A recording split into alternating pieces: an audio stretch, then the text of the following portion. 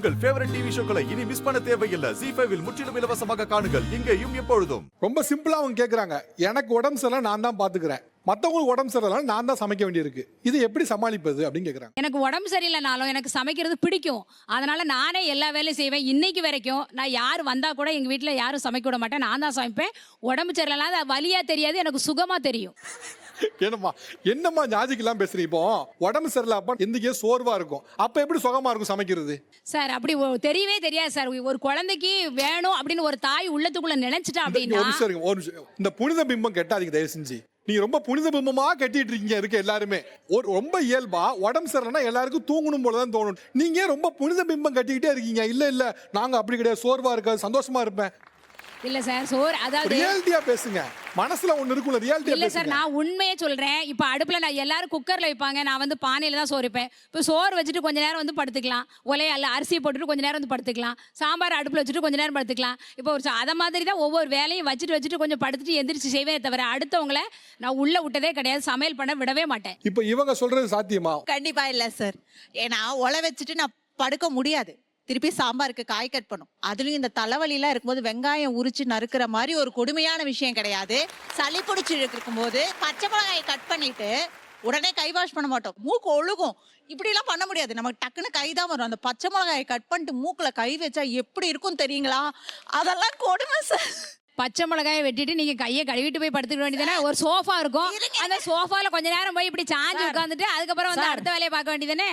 சரி, நான் ஒண்ணு கேக்குறேனே, நீங்க உடம்பு சரியில்லை அப்ப இருக்கிறீங்க, நல்லா ரெஸ்ட் எடுத்துட்டு திரும்பினா காஃபி கிடைக்குது, திரும்பினா சாப்பாடு இருக்கிறது, திரும்பினா கஞ்சி கிடைக்கிறது, இந்த சுகத்தை எப்போது அனுபவிப்பீர்கள்? சார் அப்படி அனுபவிக்கணும்னு எனக்கு தோணவே இல்லை சார் இது வரைக்கும். இதுதான் ஆக்சுவலா புனித பிம்பம். இதுதான் புனித பிம்பம். என்னன்னா எல்லாருக்கும் அக்கடான்னு கொஞ்சம் படுக்கணும்னு தோணும் உடம்பு சரியில்லை அப்போ. நீங்க மேலும் மேலும் மேலும் என்ன நினைக்கிறீங்கன்னா, இதை புனித பிம்பம் கட்டி இல்ல நான் சமைக்கிறேன்னா யாரு அப்படிலாம் ஒண்ணும் கிடையாது. ஒன்று உங்களை கம்பல் பண்ணி பண்ண வைக்கிறது, இன்னொன்று அன்பாலே பண்ண வைக்கிறது. உங்களை புனித பிம்பம் கட்டி ஒரு அன்பா ஒரு இடத்துல வச்சாச்சு, இப்போ வேற வழி இல்லாமல் நீங்கள் செய்றீங்க. ஆனால் என்ன பிரச்சனைனா உங்களுக்கே தெரியல நீங்கள் வழி இல்லாமல் செய்றீங்களா இல்லையான்னு. நீங்கள் விரும்பி செய்யறதா நினைக்கிறீங்க. உங்கள் மனசில் ஒரு 10 நிமிஷம் சும்மா அமைதியாக இருந்து கேட்டிங்கன்னா எல்லாரும் சொல்லிடுவீங்க, ஆமாம் எனக்கு வழி இல்லை தான், பட் இருந்தாலும் என் பசங்களுக்காக பண்ணுறேன், என் கணவருக்காக பண்ணுறேன்னு சொல்லுவீங்க. ஆனால் என்னன்னா உங்களால் ஒரு 10 நிமிஷம் உட்காந்து உங்களை நீங்களே கேள்வி கேட்கறதுக்கு ஆப்ஷனே இல்லாமல் இருக்கிறீங்க. ஆக்சுவலாக உங்களை பார்த்தா பரிதாபமாக இருக்கு எனக்கு. சீரியஸா நீங்க லிட்டரலி கஷ்டம் நினைச்சு ஒரு விஷயத்தை அவாய்ட் பண்ணணும் அப்படின்னு நினைச்சோம்னா நம்ம கலாச்சாரம் நம்ம இந்த சமைக்கிறன்ற ஒரு விஷயமே இதுக்கு கலாச்சாரமே வேண்டாம், மனிதாபிமானம் தான் வேணும். கலாச்சாரமே இல்ல. மனிதாபிமானத்தை விட தாய்மைன்னு ஒரு குணம் இருக்கு. நீங்க மறுபடியும் சொல்றமா, இந்த தாய்மைன்னு சொல்றீங்கல்ல, இந்த இவங்க இவ்வளவு சொல்றாங்க. ஒண்ணு இல்ல, நீங்க சொல்ற தாய்மையே ஒரு மனிதாபிமான குவாலிட்டி தான். என் அம்மா தலைவலியோட இருந்தாலும் ஒரு நேரம் படுத்திருந்தாலும் அடுத்து என்ன செய்ய விட மாட்டாங்க, அவங்க எழுந்திருச்சு செய்வாங்க. இன்கேஸ் அவங்களால செய்ய முடியலன்றப்போ நான் செய்வேன். இல்லம்மா, இது நல்ல விஷயம் கிடையாது, மீண்டும் மீண்டும் சொல்றேன். அப்படி நம்ம புறக்கணிக்க முடியாது. அதாவது இப்போ ஒருத்தர் வந்து குழிக்குள்ள இருக்கான்னு அவனை வந்து கை கொடுத்து காப்பாற்றலாம். அவன் குழிக்குள்ள தான் இருக்கானே தெரியாம இருந்தான்னு அவனை காப்பாற்ற முடியாது. இதுதான் நிலைமை. நீங்க வீட்டில் சமைக்கிறீங்க, நீங்க தான் பிரதானமான ஆளா இருந்து சமைச்சு கொடுக்குறீங்க. உங்களுடைய சமையல் உங்களுடைய கணவரை பயங்கரமா ஈர்த்திருக்கும். உதாரணத்துக்கு ஒரு சண்டை போட்டுருப்பாங்க, அப்போ நீங்கள் செய்கிற சமையலுக்காகவே சண்டையை சமாதானப்படுத்தியிருப்பார். இது போல விஷயங்கள் இருக்கும். அப்படி உங்களுடைய கணவரை ஈர்த்த உங்களுடைய சமையல் என்ன சம்பவம்? மேக்சிமம் சண்டையில சமாதானம் ஆவறதே சமையலால தான். இப்பதான்ப்பா உண்மையை பேச வரீங்க. ஆமா, எல்லார் வீட்லயும் சண்டை இருக்குது. சண்டை மேக்சிமம் சமாதானம் ஆகிறது என்ன சமையல்ல மட்டும்தான். இது இல்லைன்னு அவங்களால யாராலையும் மறக்கவே முடியாது. சமையலால நிறைய சண்டைகள் சச்சரவு எல்லாமே மறக்கப்படும் சார். இது ஒரு ஃபேமிலி சந்தோஷமா இருக்குன்னா மெயின் ரீசனே அந்த வீட்டுல சமைக்கிறாங்களால மட்டும்தான். ஓகே, சண்டை வந்தா என்ன சமைப்பீங்க, எப்படி சமைச்சு சமாளிப்பீங்க? எங்க வீட்டுல வந்து அவங்க வந்துட்டு வெஜிடேரியன் சார், அதிகமா சாப்பிட்றது. அவங்களுக்கு பிடிச்ச மாதிரி சாம்பார், ரசம், ஒரு கூட்டு ஏதாவது ஒன்று பண்ணனா அவங்களுக்கு ரொம்ப பிடிச்சிரும். ரெண்டாவது சிறுதானியத்தை ரொம்ப விரும்பி சாப்பிடுவாங்க அவங்க. அதில் ஏதாவது ஒரு டிஃபன் பண்ணனா அவங்க அவ்வளோதான். அவங்களோட வீக்னஸே வந்துட்டு ஹோம்லி ஃபுட்டு தான். அவுட்டு என்ன பண்ணாலும் எவ்வளோ சண்டையாக இருந்தாலும் அவங்க சாப்பிட்லன்னா அவங்களும் சாப்பிட மாட்டாங்க. இல்லையா அவங்களால முடிஞ்சது என்ன செய்வாங்க, ஒரு தோசை பண்ணி சாப்பிட்டுட்டு கம்முனி இருந்துருவாங்க. வெளியில் போய் சாப்பிட மாட்டாங்க. அவங்க வீக்னஸு சாப்பாடு. சார் ஓகே, அங்கே கொடுங்க. உங்களுக்கும் கணவருக்கு சண்டை வந்துச்சு அப்படின்னா எப்படி சமாளித்து எப்படி சமைப்பீங்க? சார் அவருக்கு வந்து முக்கியமாக எனக்கு தான் சண்டை, நான் தான் போடுவேன். அவர் வந்து சமாதானப்படுத்த மாட்டார். அவர் என்ன பண்ணுவார், வெளியே போய் உட்காந்துக்குவார். நான் என்ன பண்ணுவேன், நம்மள தான் தப்பு, சரி இரு அவரை நம்ம வழிக்கு கொண்டு வருவோம் அப்படின்ட்டு எந்திரிச்சு போய் சமையல் கட்டுக்கு போய் கருவாடை எடுத்து செய்வாங்க சார். போய் மூக்கு இப்படி வச்சுக்குவாரு. எதுக்கு அவர் சாப்பிட மாட்டாரா? சார் அப்படி இல்லைங்க சார், வாசம் வந்து ஆளை தூக்கிரும். அங்க சமையல் கட்டு கோடி வந்துருவாருங்க, ஓ ஓகே. கோபத்தை மறந்து. அதனால அவர் வந்து அப்படின்னு சொல்லுவாருங்க, நான் வரமாட்டேன்டி அப்படின்னு மூக்க பிடிச்சிக்குவாரு. நீ இப்போ வர்றையா இல்லை நான் வெளியே எடுத்துட்டு வரட்டா அப்படின்னா, ஏன் வெளியே எடுத்துட்டு வந்தா நான் இங்கேயே தின்னுக்குவேன், இரு நானே வர்றேன்ட்டு எந்திரிச்சு சாப்பிட்டுருவாருங்க. சமாதானம் ஆயிருங்க சார் அப்போவே. Okay okay. வேற சார் எங்கள் வீட்டில் எனக்கும் எங்கள் வீட்டுக்காரருக்கும் சண்டை வந்துருச்சு அப்படின்னா என்னோட பாட்டு தான் அவரை சமாதானப்படுத்தும், இல்லாட்டா அவர் பாட்டு என்னையும் சமாதானப்படுத்தும். பாடியா?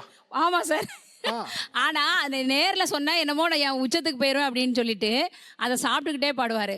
நித்த நித்த நெல்லு சோறு நெய் மணக்கும் கத்திரிக்கா, நேத்து வச்ச மீன் குழம்பு என்னை இழுக்குதையா, நெஞ்சிக்குள்ள அந்த நினப்பு வந்து மயக்குதையா, பச்சரிசி சோறு உப்பு கருவாடு சின்னவன் வாய்க்கா ஜலு கண்ட மீன் மரப்பான முளகீர வாடாத சிறுகீர, நினைக்கையில எனக்கு இப்போ எச்சி ஊறுது, அள்ளி தின்னு ஆசை வந்து என்ன மீறுது. இதை வந்து சாப்பிட்டுக்கிட்டு ஆனா நீங்க எப்படி சமைப்பீங்கன்னு தெரியாது, ஆனா சூப்பரா பாடுறீங்க சார். மண் சட்டியில தான் மீன் குழம்பு இப்போ இன்னைக்கு வரைக்கும். அதை வச்சுட்டு அதை சாப்பிடும்போது அப்படி கீழே பார்த்துட்டு இந்த பாட்டு அவர் என்னைய பார்த்து பாடுவார். ஓ சாப்பிடும் போது பாடிட்டு சாப்பிடுவாரா? பாடுவாரு. ஆனா அதை வந்து நான் புரிஞ்சுக்கிட்டேன். உடனே சிரிச்சுக்கிட்டு அப்பா சமாதானம் ஆயிட்டாரு. அடே அப்பா, ஒரு நேத்து வச்ச மீன் குழம்பு தான் சேர்த்து வச்சிருக்கேன் எங்க 2 பேரையும் அப்படின்னு நினைச்சுக்கிடுவேன். சமையல்ங்கிறது ஒரு வேலையே கிடையாது சார் என்ன கேட்டா. Right okay. சமையல்ல எந்த ப்ராசஸ்ல இருந்து விடுபட நினைக்கிறீங்க? இந்த ப்ராசஸ் எனக்கு ரொம்ப கஷ்டமா இருக்கு, அதனால சமையலே வெறுக்கிறேன். சார் சமையலே ஒரு டைம் ரிலேட்டட் ப்ரெஷரா தான் சார் எப்பவுமே இருக்கு. ஓகே, நேரத்துல சமைக்கணும். 18 இயர்ஸா நான் சமைக்கிறேன். ஒவ்வொரு பீரியட்லையுமே இந்த டைம் ரிலேட்டட் ப்ரெஷர் இருந்துகிட்டே இருக்கு. செகண்ட் திங், இது வந்து நான் சமைக்கணும்னு நினச்சா மட்டும் பத்தாது சார், எனக்கு சுற்றி இருக்கவங்க அவ்வளோ பேரும் அதுக்கேற்ற மாதிரி கோஆப்ரேட் பண்ணணும். என்ன மாதிரி கோஆப்ரேஷன் எதிர்பார்க்குறீங்க? என்னோட மென்டாலிட்டிக்கு ஏற்ற மாதிரி என்னோட டிஷ்ஷை சூஸ் பண்ணுற சுதந்திரம் எனக்கு கொடுத்தா கொஞ்சம் நல்லாயிருக்கும். நான் நல்லா செஞ்சு கொடுப்பேன், அந்த நம்பிக்கை எனக்கு இருக்கு.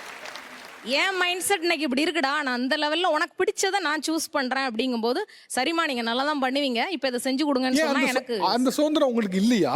இல்லை சார், அது குழந்தை முகத்தை காட்டும் போது கஷ்டமாக இருக்குது நமக்கு. அம்மா அதை தானே செஞ்சு தர்றேன், நீங்கள் இன்னைக்கு என்னம்மா மாற்றிட்டீங்கம்பா. அப்போ நான் சொல்லுவேன், நான் சொன்னேன்டா நேற்று நிஜமே உனக்கு பிடிச்சதை தான் செஞ்சு தர்றேன்னு சொன்னேன். இன்னைக்கு எனக்கு 2 செஷன் அதிகமாகிடுச்சு, நான் லேட்டாக எழும்பியிருக்கேன். 1/2 hour செஷனில் உட்காந்துட்டேன். நான் முடிச்சுட்டு எந்திரிச்சதால டிஷ்ஷை மாற்றிருக்கேன். பட் இதுவும் உனக்கு பிடிக்கும்டானா கன்வின்ஸ் ஆக மாட்டேங்கிறாங்க. ஆக்சுவலாக இந்த சுதந்திரம் வந்து குழந்தைகள் மட்டும் தான் பறி போகுதா, இல்லை வீட்டில் பெரியவங்க கணவராக? பெரியவங்களுக்கும் சார், அவங்களுக்கு வேற மாதிரி, அவங்களுக்கு லேட்டு டைமிங் லேட் ஆகுது சார். குழந்தைங்களுக்கு டிஷ்ஷோட டேஸ்ட் மேட்ச் ஆகலைன்னா பெரியவங்களுக்கு ஹெல்த் ரிலேட்டட், என்னம்மா 1/2 hour லேட்டாக கொடுத்துட்டியம்மா. ஓகே. ZEE5 ஆப்பை டவுன்லோட் செய்து அனைத்து எபிசோடுகளையும் இலவசமாக பாருங்க.